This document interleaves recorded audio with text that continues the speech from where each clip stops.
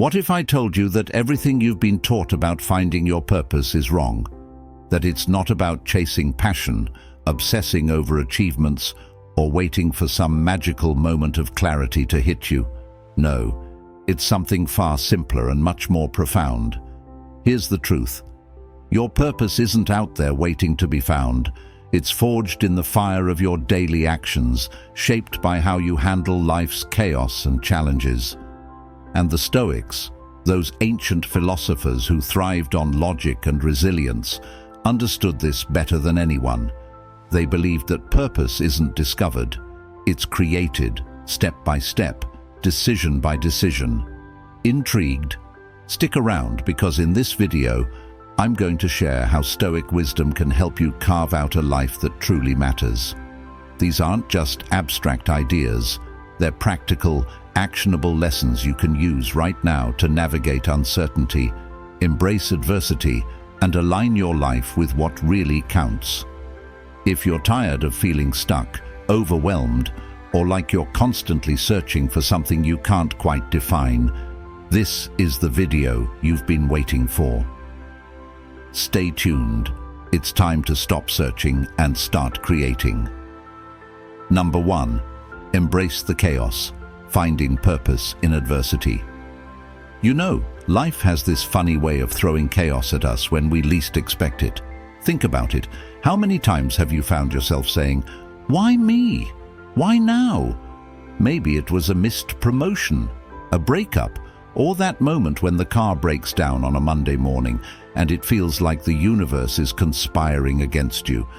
But what if I told you that chaos, yes, the kind that makes you want to scream into a pillow, might actually be your greatest ally? Hear me out on this, because I promise it's not as crazy as it sounds. We've all been there. You're trudging through a tough season and everything feels out of control. The instinct? Fix it. Smooth it over. Get back to normal. But let me ask you this. How often does normal actually make you feel alive, purposeful, and fulfilled? Yeah, exactly. Chaos isn't the enemy. In fact, it's the universe handing you a blank canvas with a splash of paint already on it. Sure, it's messy, but it's also your chance to create something extraordinary. Here's the idea. Instead of resisting chaos, embrace it. Let it teach you. Let it strip away what doesn't matter. There's a Stoic principle called amor fati, which means love of fate. It's about owning every twist and turn, not as a passive victim, but as a bold creator of meaning. The discomfort, that's the fertile ground where purpose is born. Why? Because adversity forces clarity. It's in those messy, gut-wrenching moments that we're confronted with what truly matters and what doesn't. I'll give you a real-life example. A few years ago, I lost a job I thought I couldn't live without. At first, it felt like my world was caving in. You know that pit in your stomach kind of panic? Yeah, that was me. But then something unexpected happened. Without the job, I had nothing left to cling to except the big question, what do I actually want? And guess what? The chaos of losing that job was the wake-up call I needed to start something entirely new, something I'd been too scared to pursue. That chaos, it didn't destroy me, it remade me. This isn't about toxic positivity or pretending everything is fine when it's not. It's about leaning into the storm with a deep, unshakable trust that it's leading you somewhere worthwhile. The truth is, chaos has a way of cutting through the noise. It forces us to shed the inessential and focus on the core of who we are. It's not comfortable, but comfort never brought anyone closer to purpose. So, next time you feel like your world is falling apart, pause, take a deep breath. Instead of asking, "Why is this happening to me?" try asking, "What is this trying to teach me?" It's not about fixing the chaos, but learning to navigate it with courage and curiosity. This is your chance to rewrite the narrative, to find clarity in the mess and purpose in the struggle. Embracing the chaos isn't weakness, it's strength. It's reclaiming your power, your vision, and yes, your peace. So go ahead, face the storm, let it shape you, guide you, and reveal the kind of person you were always meant to be. Because your purpose, it's waiting on the other side of the chaos. Number 2, the deathbed perspective. Decide what truly matters. Picture this. It's your last day on Earth. You're lying there, reflecting on your life. And here's the kicker. You're not thinking about how many hours you spent answering emails or whether you made it to inbox 0. You're not even counting the number of times you stayed late at work to impress your boss. Nope. You're thinking about the moments that mattered, the people who shaped your life, and the risks you either took or didn't. Sobering thought, isn't it?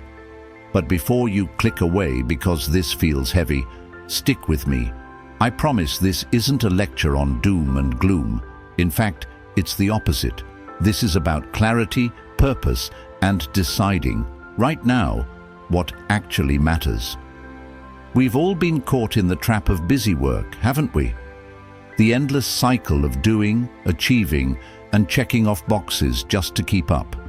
You know the type, chasing after goals that sounded good at the time but left you wondering, why does this feel so hollow?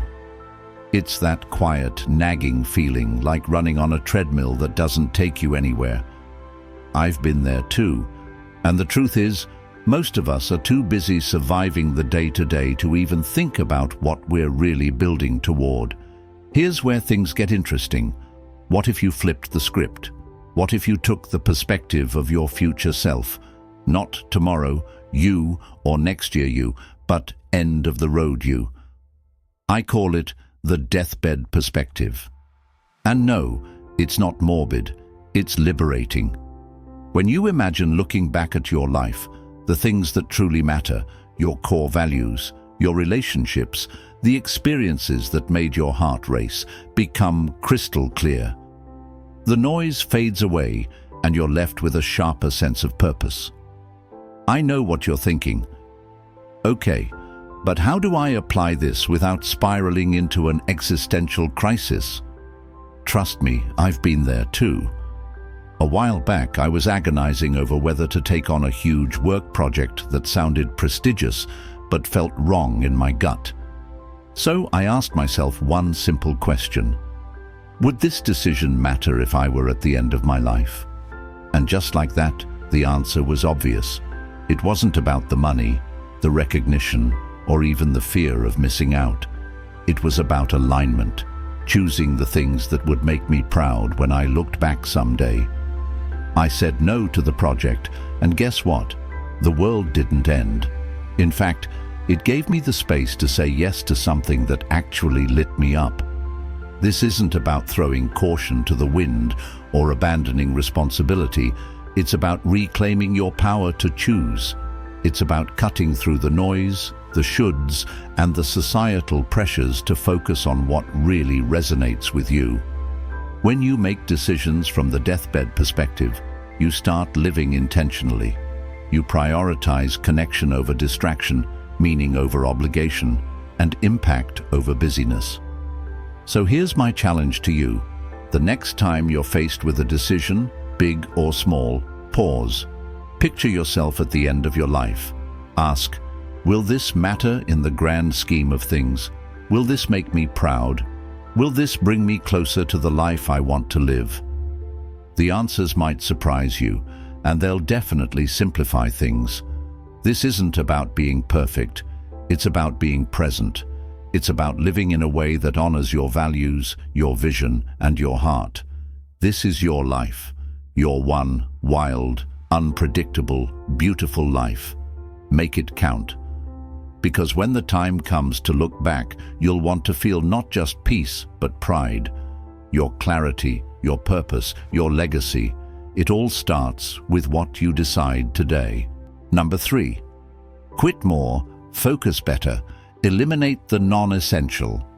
You've probably heard the phrase, winners never quit, right?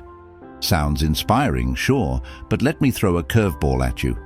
What if the real winners quit more, and by doing so, they actually win bigger? Crazy, right? But stick with me here. I'm not talking about giving up on life's challenges or throwing in the towel when things get tough. I'm talking about quitting the right things, the ones that drain your energy, distract your focus, and keep you stuck in a cycle of busy but not productive. Yes, this is about quitting with purpose, and it might just change everything for you. We've all been there, stretched too thin, saying yes to everything because we don't want to disappoint anyone or miss an opportunity. Maybe you've found yourself juggling commitments you don't even care about, attending meetings that could have been emails, or saying sure to plans when all you want to do is stay home and recharge.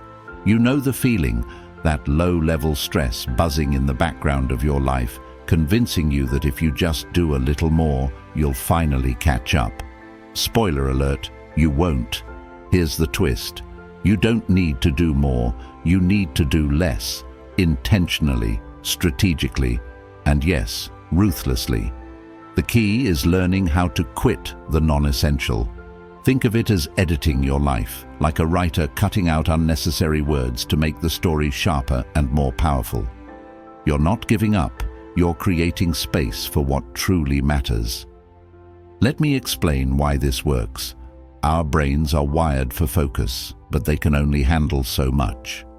When you clutter your time and energy with tasks, relationships, and obligations that don't align with your goals or values, you dilute your ability to excel where it counts. By quitting the non-essential, you reclaim your focus, and with focus comes clarity, momentum, and, let's be honest, sanity. I learned this the hard way. A few years ago, I said yes to every project that came my way because I was terrified of missing out. I thought more opportunities meant more success, but instead, I found myself overwhelmed, burnt out, and delivering work that was, well, mediocre at best. One night, after yet another late-night grind session, I finally asked myself, what am I actually trying to achieve here? And is this even worth it? The answer hit me like a ton of bricks.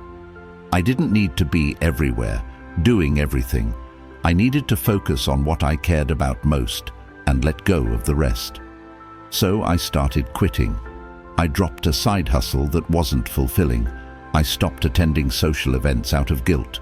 I even backed out of a long-term project that I realized wasn't aligned with my values. Was it easy? Nope. Did I feel like a jerk sometimes? Absolutely. But guess what happened? For the first time in years, I had room to breathe. My work improved, my relationships deepened, and I felt present in my own life. This isn't about becoming selfish or shirking responsibilities. It's about being honest with yourself. What lights you up? What aligns with your values? What's moving the needle toward your big goals? If it's not one of those things, it's fair game for quitting, because every yes you give to something unimportant is a no to something that truly matters. So here's your challenge. Take inventory of your life. Look at your calendar, your commitments, even your friendships. Ask yourself, does this add value to my life? Or am I holding on out of fear or obligation? And if it doesn't add value, let it go. Quit it. Not someday, now. This is about reclaiming your time, your focus, and your energy. It's about creating space for the things that truly matter, your passion, your growth, your peace. So quit more, focus better, and watch as your life becomes not just simpler, but also richer and more fulfilling. Because when you eliminate the non-essential, you make room for what's essential, you. Number 4, rebel against the herd, reject society's blueprint for success. Let's face it, most of us are living someone else's version of success. Think about it, the checklist you've been working so hard to complete, get a degree, land the job, climb the ladder, buy the house, it's not even yours. It's society's blueprint, handed to you the moment you were old enough to understand the phrase, "What do you want to be when you grow up?" But here's the truth no one likes to talk about. that blueprint doesn't work for everyone. And maybe, just maybe, it's not working for you either. You know the feeling, don't you? You're doing everything right. You've followed the steps, met the expectations, and checked the boxes. Yet, there's this nagging emptiness, this whisper in the back of your mind saying, "Is this it? Is this really all there is?" It's like being on a train that's speeding toward a destination you never chose, but everyone around you keeps telling you to stay seated. After all, this is what success looks like, right? Wrong. Here's where things get interesting. What if you decided to rebel? What if you ripped up society's blueprint and designed your own instead? Yes, I'm talking about rejecting the shoulds and creating a version of success that actually feels good to you. Scary, definitely. Liberating, absolutely. It's not about being reckless or abandoning responsibility. It's about aligning your life with what truly matters to you, not what looks good on paper or earns the most applause. So why does this idea work? Because when you chase someone else's dream, you'll always feel out of sync. But when you define success on your own terms, whether that's prioritizing freedom over status, relationships over recognition, or creativity over conformity, you start living a life that's authentic, not performative. It's not about how others see you, it's about how you feel. I learned this the hard way. For years, I followed the script, got the degree, landed the job, climbed the ladder. But I wasn't happy. I was exhausted, constantly trying to prove myself in a game I didn't even want to play. One day, during yet another soul-draining meeting, I had an epiphany. I didn't want to spend my life chasing promotions and office politics. So I quit. Not just the job, but the entire blueprint. I started freelancing, which everyone said was risky, and prioritized work that aligned with my values. Was it easy? Number. Did it make me happier? 1,000 times yes. Now, I'm not saying you should quit your job tomorrow or move to a remote island, unless that's your thing, but I am saying it's time to pause and ask yourself some tough questions. Whose blueprint are you following? And is it actually serving you or just keeping you busy and stressed? If the answer is no, it's time to rebel. This is about reclaiming your life, your choices, your goals, your dreams. It's about saying no to what doesn't align and yes to what sets your soul on fire. You don't need society's permission to live differently. You don't need validation to pursue a path that makes sense to you. So, here's my challenge. Take a good, hard look at the life you're building. Are you building it for yourself or for the applause of others? If it's the latter, it's time to tear it down and start fresh. Because real success isn't about fitting into someone else's mold.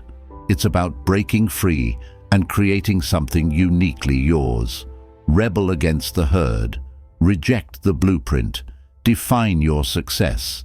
This is your life, and you get to write the rules. Number 5, volunteer for hardship, testing purpose through minimalism. Most people spend their lives running from discomfort, don't they? It's like we're conditioned to believe that the easier the path, the better the journey. But what if I told you that leaning into hardship, volunteering for it even, could unlock a sense of purpose you never knew you were missing? Sounds crazy, right? Who in their right mind would choose struggle? But here's the twist. Sometimes the only way to truly know what matters is to strip away what doesn't. Think about it. Have you ever been overwhelmed by too much choice, too much stuff, or too many commitments? We've all been there, drowning in the noise of modern life. It's exhausting. And the worst part, it disconnects us from ourselves. When was the last time you felt clear-headed, focused, and deeply connected to what you're doing? The constant chase for more doesn't bring clarity, it brings clutter. This is where the idea of volunteering for hardship comes in. It's not about making life unnecessarily difficult, it's about testing your purpose through intentional minimalism. When you intentionally strip life down to its essentials, whether by decluttering your physical space, limiting your commitments, or even trying a bare-bones lifestyle for a while, you force yourself to confront what actually matters. You're no longer distracted by the excess. Instead, you're face to face with what's truly valuable. Now, I know what you're thinking. This sounds like another trendy minimalism pitch. Toss your stuff and you'll find enlightenment, right? Not quite. This isn't about tossing all your belongings or living out of a backpack. It's about experimenting. Try going a week with only your most essential items, or cut out social media for a month. Maybe even take a solo camping trip with just the basics. No Wi-Fi, no distractions. The goal isn't deprivation, it's clarity. I remember the first time I volunteered for hardship. I decided to spend a month living on just the essentials. No takeout, no shopping sprees, and no unnecessary subscriptions. The first few days were rough. I felt exposed, like I was missing something. But then something shifted. Without the distractions, I started noticing the things that actually brought me joy: cooking a simple meal, writing without interruptions, and spending intentional time with friends. I realized how much time and energy I'd been wasting on things that didn't matter.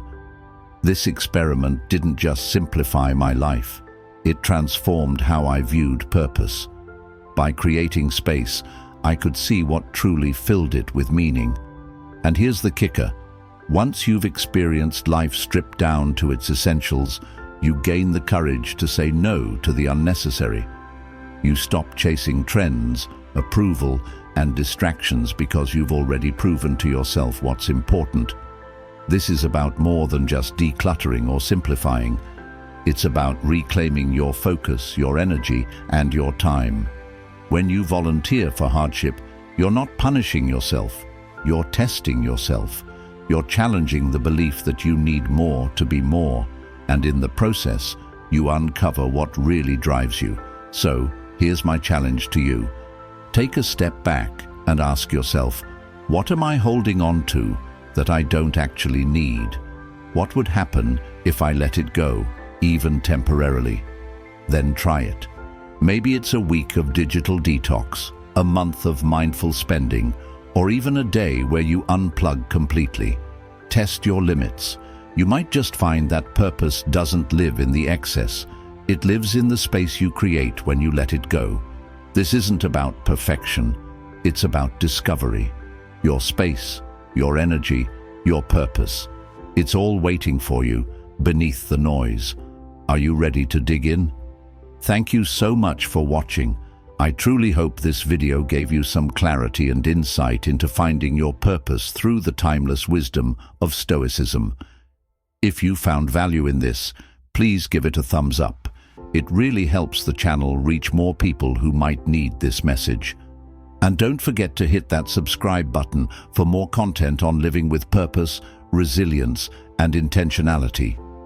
If you know someone who's feeling stuck or searching for meaning, share this video with them. It might be exactly what they need right now. And I'd love to hear from you in the comments below. What's one lesson or experience that's helped you move closer to your purpose? Let's start a conversation and learn from each other. Remember, purpose isn't a destination. It's something you create daily by how you choose to show up in the world. So as you move forward, keep asking yourself, what's within my control today and how can I make it count? You've got this, and I'll see you in the next video.